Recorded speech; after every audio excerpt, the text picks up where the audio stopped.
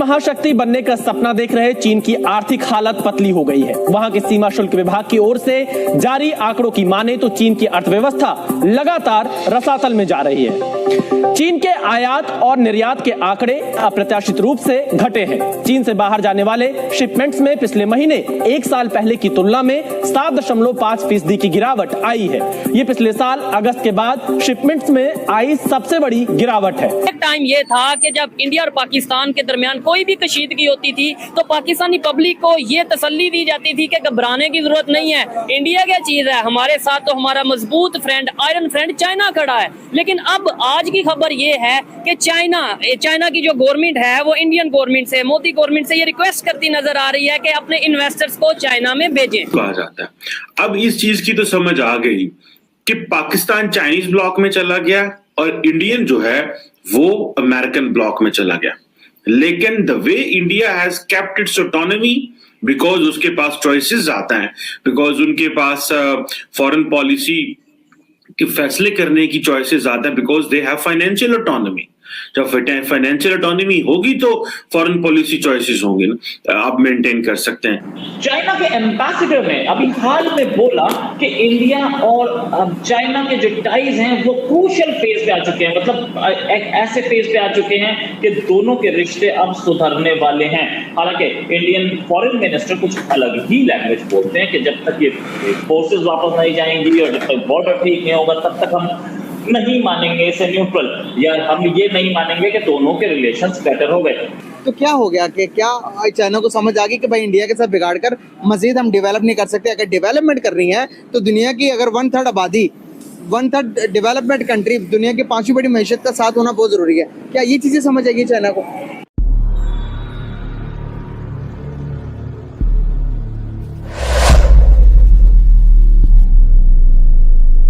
ये था कि जब इंडिया और पाकिस्तान के दरमियान कोई भी कशीदगी होती थी तो पाकिस्तानी पब्लिक को ये तसल्ली दी जाती थी कि घबराने की जरूरत नहीं है, इंडिया क्या चीज है, हमारे साथ तो हमारा मजबूत फ्रेंड, आयरन फ्रेंड चाइना खड़ा है। लेकिन अब आज की खबर ये है कि चाइना की जो गवर्नमेंट है वो इंडियन गवर्नमेंट से, मोदी गवर्नमेंट से ये रिक्वेस्ट करती नजर आ रही है कि अपने इन्वेस्टर्स को चाइना में भेजें। अगर चाइना जैसा कंट्री इंडिया के सामने घुटने टेक सकता है तो क्या पाकिस्तानी पब्लिक से ये पूछेंगे हमें क्या इससे सबक सीखना चाहिए, हमें अपने रिलेशन बेहतर करने चाहिए, या किसी के कहने पर हमें अभी भी जंग का माहौल रखना चाहिए? चाइना की अगर बात करें, इंडिया और पाकिस्तान की जो दुश्मनी है उसमें कौन सा कंट्री है जो हमें बिल्कुल ओपनली सपोर्ट कर रहा है?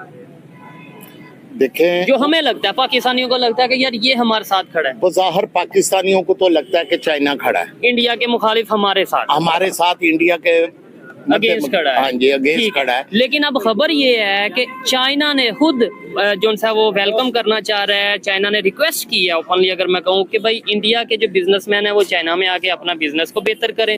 कुछ टाइम पहले की खबर ये है कि भाई कुछ टाइम पहले 4 ऐसे पॉइंट से इंडिया और चाइना के बॉर्डर, 4 ऐसे पॉइंट से चाइना ने अपनी पोस्टों से अपनी आर्मी को हटा लिया है। क्या कहना चाहेंगे? खुद वो रिलेशन बेहतर कर रहे हैं, खुद वो इंडियन इन्वेस्टर को रिक्वेस्ट कर रहे हैं कि चाइना में आके इन्वेस्टमेंट करें, हमें इधर लड़ा रहे हैं। मेरी बात सुने, हर मुल्क की जो पॉलिसी होती है ना वो उसके अपने मफाद के लिए, बेहतरी के लिए होती है। तो पाकिस्तान की भी पॉलिसी जो ऐसी है जिससे चाइना डिसहार्ड हो रहा है।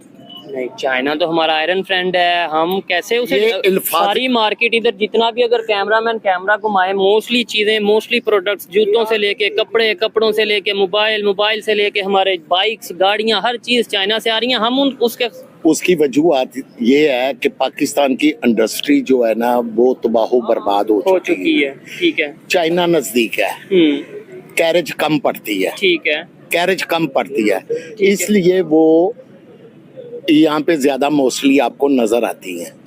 ठीक है, उसकी वजूहत ये नहीं है कि हम मोहब्बत से लेने जा रहे हैं। अच्छा, हर ताजर ये देखता है कि भाई अवाम को इस महंगाई के दौर में रिलीफ कहाँ से मिलेगा। तो फिर चाइना की अगर बात करें, उससे नजदीक तो इंडिया का बॉर्डर है, फिर हम इंडिया से ले लें। इंडिया हमारा दुश्मन है। तो दुश्मन बनाया, ये डिक्लेयर किसने कर दिया कि दुश्मन है? वही तो मैं कह रहा हूँ कि चाइना इंडिया भी तो दुश्मन थे ना। उस वक्त चाइना का कोई किरदार नहीं था। जब से दुश्मनी चल रही है, जब से ये दुश्मनी चल रही है पाकिस्तान की। ठीक है सर, मेरा पॉइंट भी यही है ना कि हम इंडिया पाकिस्तान दुश्मन, चाइना इंडिया दुश्मन, ऐसा है कि नहीं? लेकिन वो नहीं तो दोस्ती कर सकते हैं। नहीं, चाइना की बज़ाहिर किसी से दुश्मनी नहीं है। ठीक है, उसकी एक अपनी पॉलिसी है, कि अपने वो अपनी पॉलिसी के तहत हर मुल्क से डील करता है। ठीक है।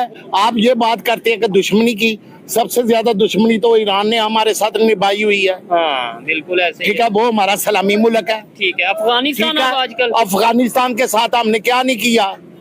ठीक है, उनको गले लगाया, अपने पेट से काट के, अपने बच्चों का पेट से काट के उनको खिलाया। लेकिन उनके नाम पे डॉलर भी तो लिए ना, फिर अगर सच बात बोले तो उनके नाम पे डॉलर लिए कि नहीं? तो अच्छा, अब यानी कि जो चीजें समझने की हैं वो ये है कि इन फैक्ट जो चीज समझ आ रही है कि दुनिया कहती है कि चीन से दूर हो जाओ, सप्लाई चेन जो है वो मैकेनिज्म बदल दो। अच्छा, जब चाइना इंडिया को कहता था कि आओ हमारे साथ BRI का हिस्सा बनो, तो इंडिया नहीं बनता था। देख रहे हैं आप?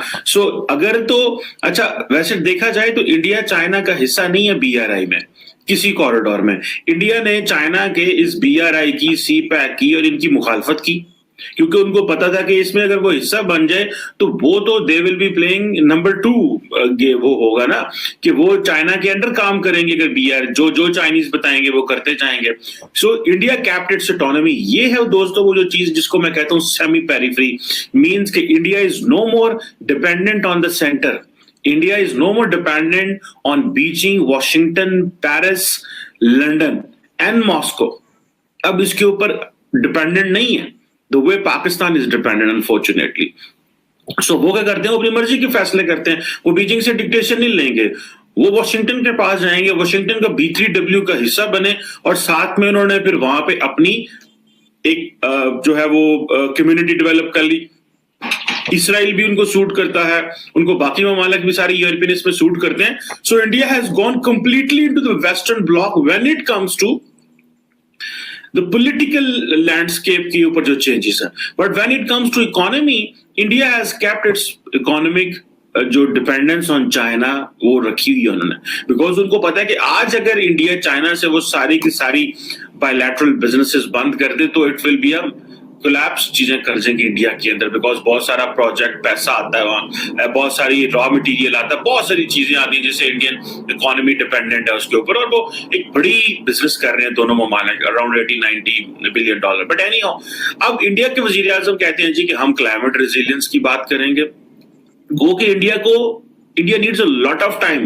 ये वर्ड्स बहुत बड़े बड़े होते हैं, क्लाइमेट रेजिलियंस, ठीक है जी, इनकॉर्पोरेटिंग ट्रेडिशनल नॉलेज। हम ट्रेडिशनल नॉलेज, अब जो ट्रेडिशनल नॉलेज क्या होगा, जारी बात है कि वो नरेंद्र मोदी कहते होंगे जो हमारे लोकल जो जुगाड़ है, हम हमारी जुबान में शायद इंडिया में भी ज्यादा ये बोला जाता है, पाकिस्तान में बोला जाता है जुगाड़, जो जुगाड़ प्रोग्राम है वो हम क्लाइमेट चेंज में लेके आएंगे, ठीक है जी, और जो गरीब लोग हैं उनको प्रायोरिटाइज करेंगे, उनकी वैल्यू देंगे, और सस्टेनेबल जो है वो मेथड्स अडॉप्ट करेंगे, और टेरिटोरियल इंटीग्रिटी और सोवरेनिटी की बातें। बहरहाल दिस इज ऑल गुड, लेकिन ये चीज तो आज तय हो गई और पता चल गया कि इंडिया ने अमेरिकन ब्लॉक को ज्वाइन कर लिया। अब अमेरिकन ब्लॉक को भी ज्वाइन कर लिया है, साथ उन्होंने अपनी इंडिपेंडेंस भी बरकरार रखी है। जो ये that is why we are in the periphery, we are constantly dependent on London, on Washington, इनके ऊपर, एंड बीजिंग। ठीक है जी, बेशक आप मॉस्को एंड पेरिस को साइड लाइन पे कर दे, लेकिन we are dependent on London, Beijing and Washington के ऊपर हम डिपेंडेंट हैं। इंडिया ने अपनी चॉइसेस जो है वो खुली रखी हुई है। So that is why it reflects it's policy on Kashmir.